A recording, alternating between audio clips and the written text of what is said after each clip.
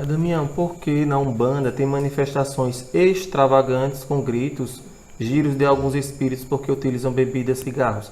E porque também utilizam oferendas? Desculpe se foi desrespeitoso. Sim, mas é importante, não há desrespeito, é importante trazer ao debate, não é, caríssimos? Existem duas perguntas nesse momento. Gritos, oferendas, não é? Gritos e manifestações.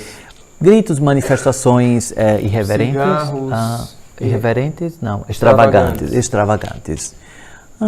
Acredito que neste momento tem mais do médium do que do espírito, do guia, do orixá.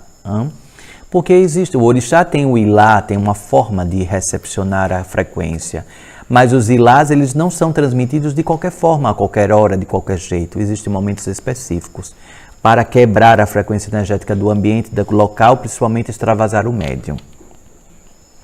Algumas incorporações, manifestações extravagantes têm a ver com a forma de como o médium quer se mostrar para quem está ali no contexto da gira.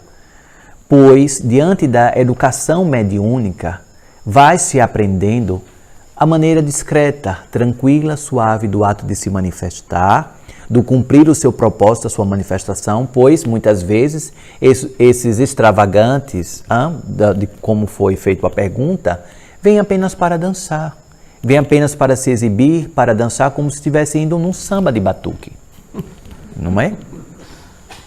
Não sei nem se existe samba de batuque. Deve ter. Não é?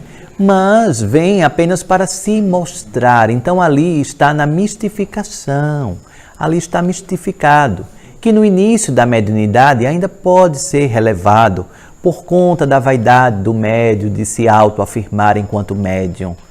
Mas com o tempo vai se percebendo que é necessário deixar que o guia manifeste efetivamente e demonstre o porquê dele estar ali manifestado. Existe um propósito, um porquê. Nenhum médium se manifesta sem qualquer tipo de propósito. Enquanto estou aqui manifestado em Pai Damião, vim aqui para fazer uma conversa aleatória. Vamos conversar um pouco, não é?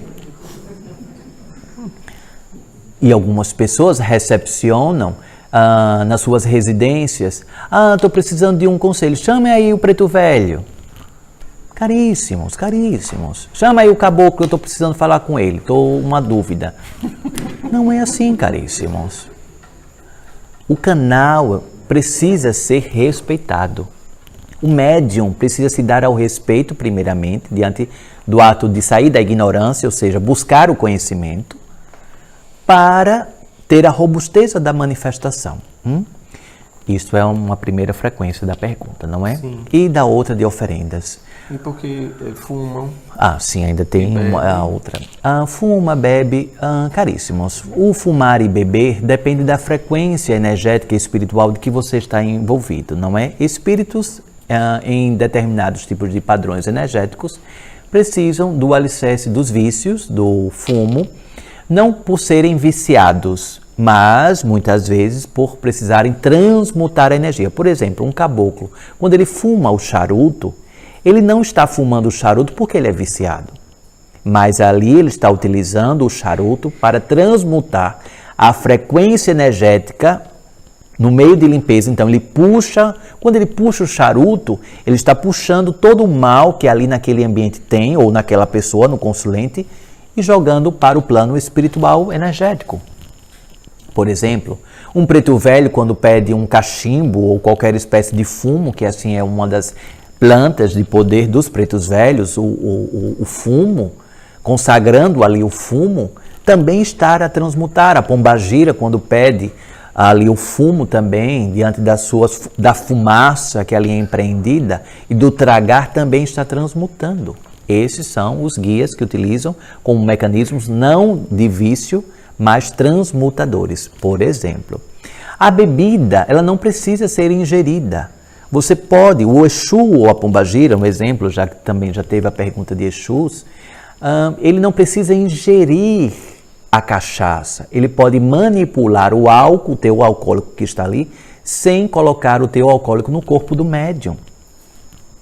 Assim como o caboclo pode também manipular sem tragar, Se ele quiser, ele pode manipular ali o fumo sem qualquer tipo de contato com o corpo do médium, por exemplo.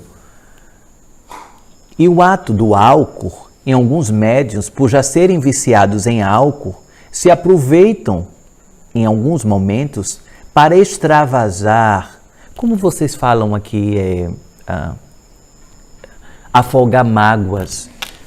Para afogar mágoas, não sei nem como seria desse tipo, não é?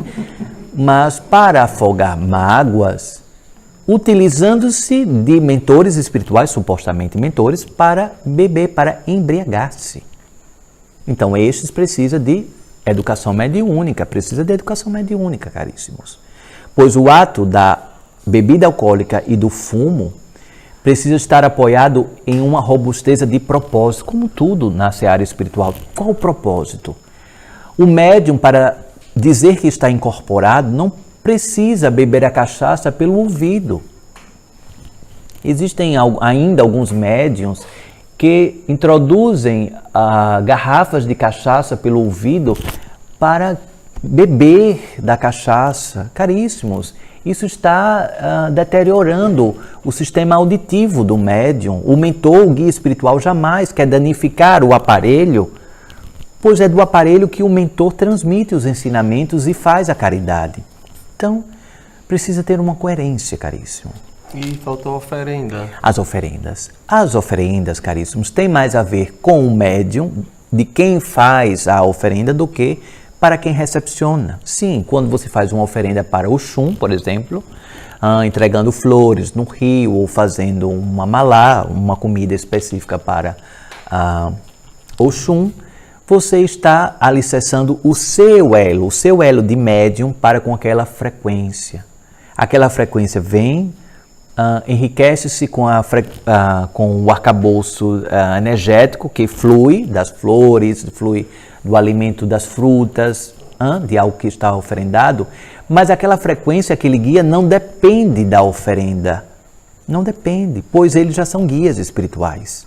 Você não fortalece orixá, caboclo, preto velho com oferendas, você se fortalece. Quando você faz uma oferenda para caboclos, quem está se fortalecendo é você e não o caboclo, porque ele já é caboclo. Porque se assim ele precisar de um prato de frutas ou de qualquer outro tipo de oferenda para ser caboclo, ele não é caboclo, ele ainda está incapacitado de ser caboclo.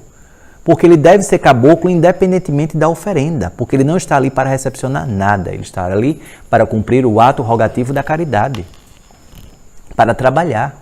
Quando você faz uma oferenda, na realidade é você, médium, que está sendo beneficiado. Ali é uma chama acesa entre os planos espiritual e material.